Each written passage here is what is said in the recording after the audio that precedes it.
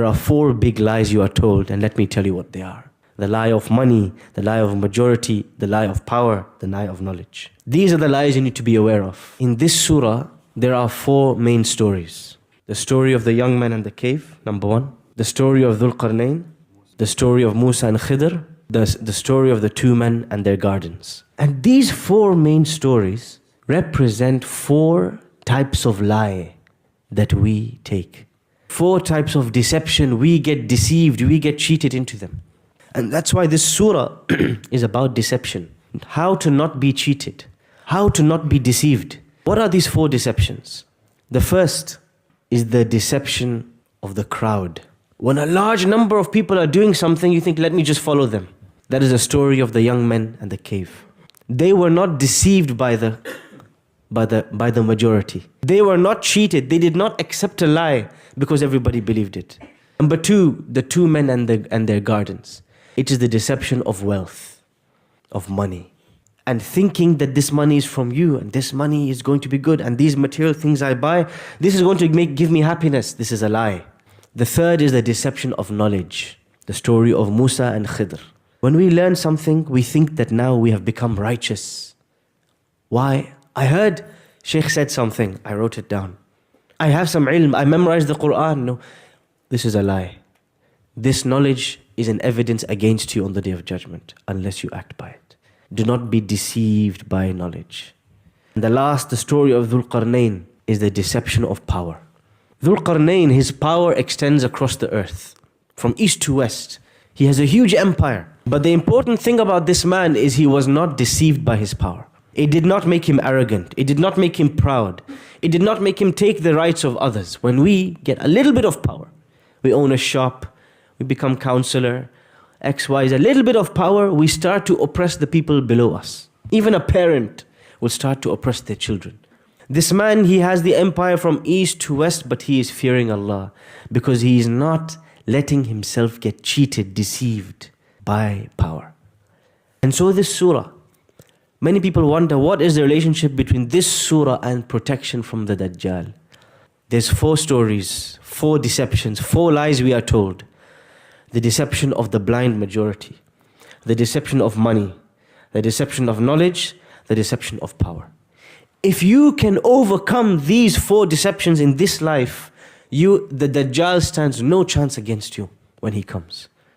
How is he going to get past you? You're going to see and look at him and realize straight away what he is made of and who he is.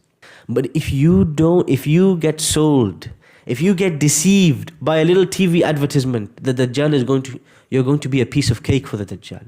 Easy money for him. And this is why many people think when the Prophet ﷺ says, whoever memorizes these verses, the Dajjal will protect them. Many people think it's just about memorization. Khalas, I memorized 10 verses. When he comes, I'm going to start reciting them. If you don't understand these four stories, you have no chance against the Dajjal. Surah Al-Isra talks a lot about Masjid Al-Aqsa and the journey the Prophet ﷺ takes from here, from Masjid Al-Haram to Masjid Al-Aqsa to the heavens and back. And in this journey, he meets all of the prophets. And in this journey, he comes back. And what's the first thing people respond when they hear this?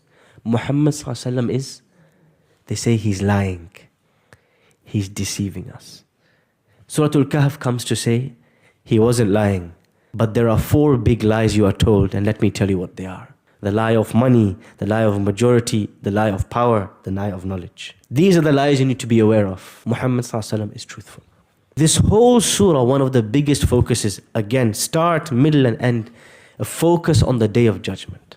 إِنَّا جَعَلْنَا مَا عَلَى الْأَرْضِ زِينَةً لَهَا لِنَبْلُوَهُمْ أَيُّهُمْ أَحْسَنُ عَمَلًا وَإِنَّا لَجَاعِلُونَ مَا عَلَيْهَا صَعِيدًا جُرُزًا. Allah says, everything on this earth we made a zina. You know what is zina? Decoration. Is there any decoration in this masjid? Can you see anything on the walls? Any frames?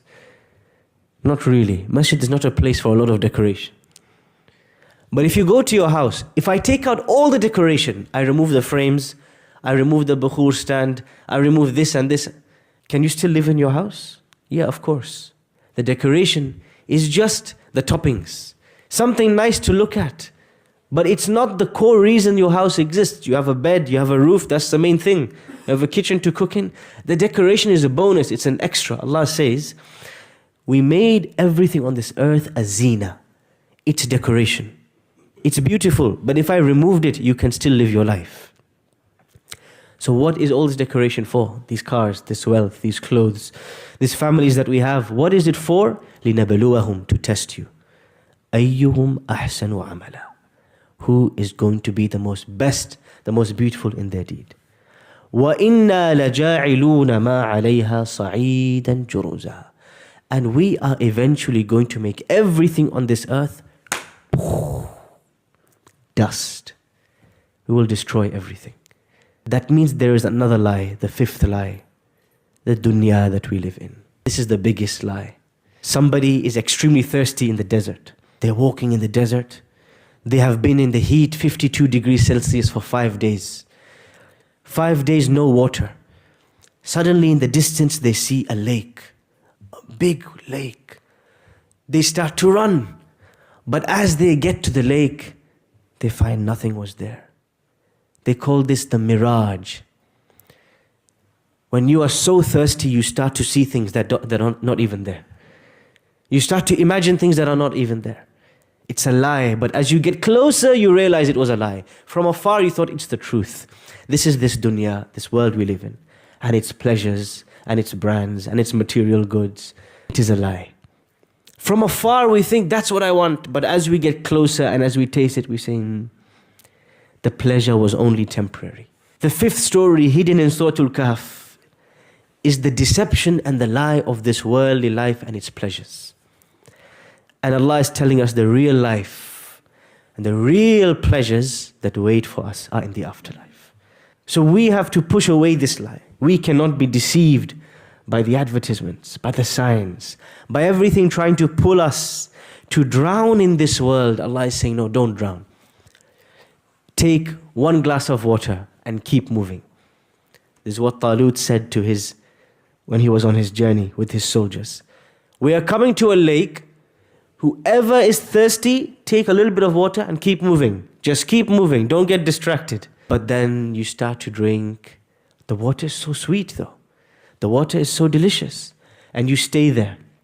The Prophet ﷺ, he says, this world, he said, it's like a shade. And I am a traveler in the desert. And I just stop, I pause, and then I keep moving. The idea, this world, we should keep it moving. Don't get stuck. إِثَّاقَلْتُمْ إِلَى الْأَرْضِ, Allah says, don't get stuck to this earth. Don't drown in it. Don't get immersed in it. Eat for sustenance. Drive to get from A to B.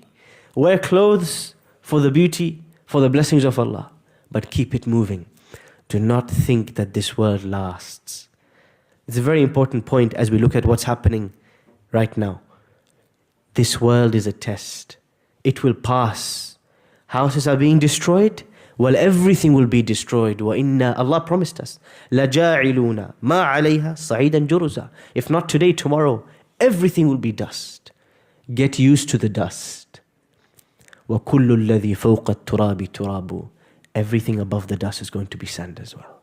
This is the reality of this dunya. It is passing, it is temporary, its pleasures will not last. So do not get stuck here. This is the message of Surah Al-Kahf and its relationship to the previous surah and its relationship to the Dajjal. And believe me, there is no greater deception, no greater lie than the Dajjal. So many people who we thought, including ourselves, this person is righteous, this person is pious, they will get pulled by the deception, the lie of the Dajjal. This surah is a beginning attempt to explore what is it that will protect us. What are these deceptions? What is Allah subhanahu wa ta'ala conveying to us? One very important point in the early ayahs, Allah says, Alhamdulillahi alladhi anzala ala abdihi al-kitab wa lam yaj'al lahu iwaja. Praise Allah for the greatest blessing. What's the greatest blessing of Allah? This kitab, this book. Allah sends down this book. وَلَمْ يَجْعَلْ لَهُ عِوَجًا. There is nothing crooked in this book. There is nothing bent, no twisting. It's all straight facts. But every other book you read, every other paper, every other newspaper, every media, every time you turn on the television, somebody crooked will be there behind the scenes with an agenda, trying to sell you some propaganda, trying to lie to you, trying to twist the facts. Be ready for that. This is the only book where there is no agenda, clear facts, and everything else. Be ready. The deception is coming.